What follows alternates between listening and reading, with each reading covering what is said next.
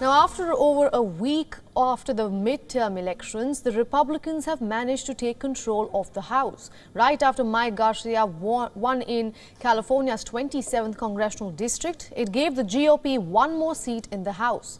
According to U.S. media projections, the Republicans are now in control of 218 seats. That is the exact majority needed to head the House.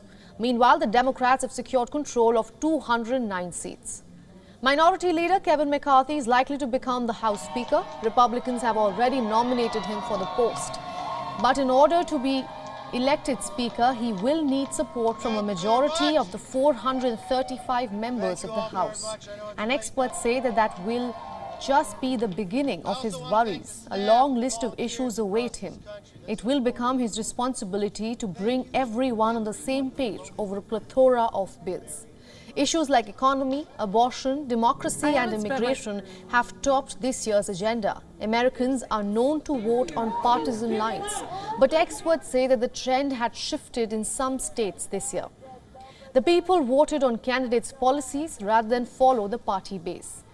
This is being seen as a reason behind the failure of a so-called red wave. The Republicans were able to turn at least 5 Democratic seats, and that is what gave them a thin majority in the House. Democrats were also able to change the course in some districts, but they suffered overall net losses. This is a less than ideal election performance. The split could lead to many policy deadlocks. Now that the Republicans control the lower chamber, it will allow them to halt President Joe Biden's legislative agenda.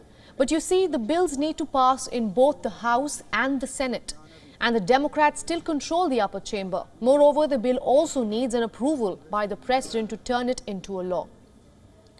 So with this outcome, Washington seems like it is heading towards a gridlock. Joe Biden has congratulated the Republicans for their win, but he has already urged cooperation between the two parties, something that looks unlikely on most issues.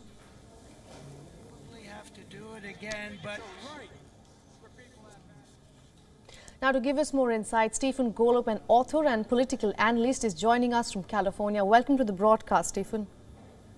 Thank you for having me. Now, Kevin McCarthy is likely to become the House Speaker, but for that he will need support for a majority of 435 members of the House. I want to ask you, how do you expect that panning out?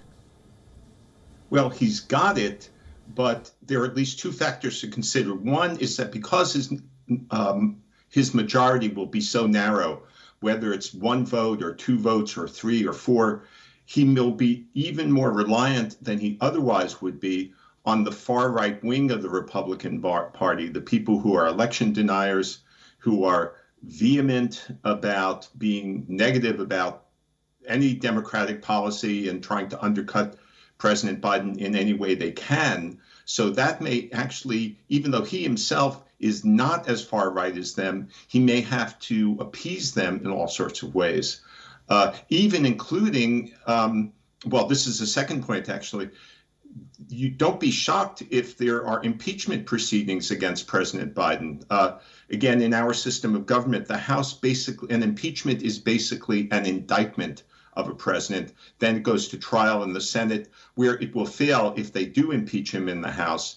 But given the tenor of the times and given the composition of the Republican majority, they may try to undercut his administration through distractions by trying to create horrible publicity, pretty much bogus investigations. Nothing that Biden has done would warrant an impeachment at all. But don't be shocked if that's coming down the line. All right. Now, Stephen, Republicans have gained majority in the lower chamber. Democrats are set to take control of the Senate. Then, of course, the president is also a Democrat. So how do you think Washington is heading? Do you think that the Washington is heading towards a deadlock once the House reconvenes next year? Oh, yeah, you took the words right out of my mouth. Definitely a deadlock. With respect to almost all legislation, we'll see there could be an occasional exception to the rule. However, between the two bodies, in some ways, the Senate is more important to control. Judges play a great role in all sorts of matters in the U.S., including, in effect, sometimes setting policy.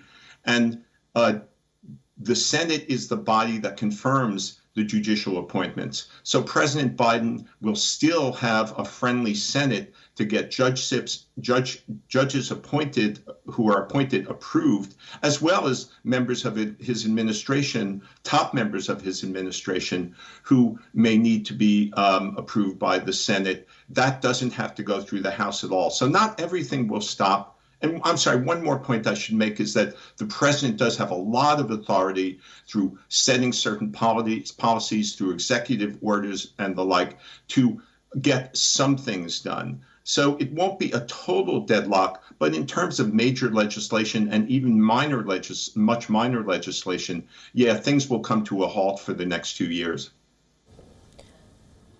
Right. A Republican House is also expected to disband the January 6th committee and build their own team of sorts. I want to ask you, how do you assess that?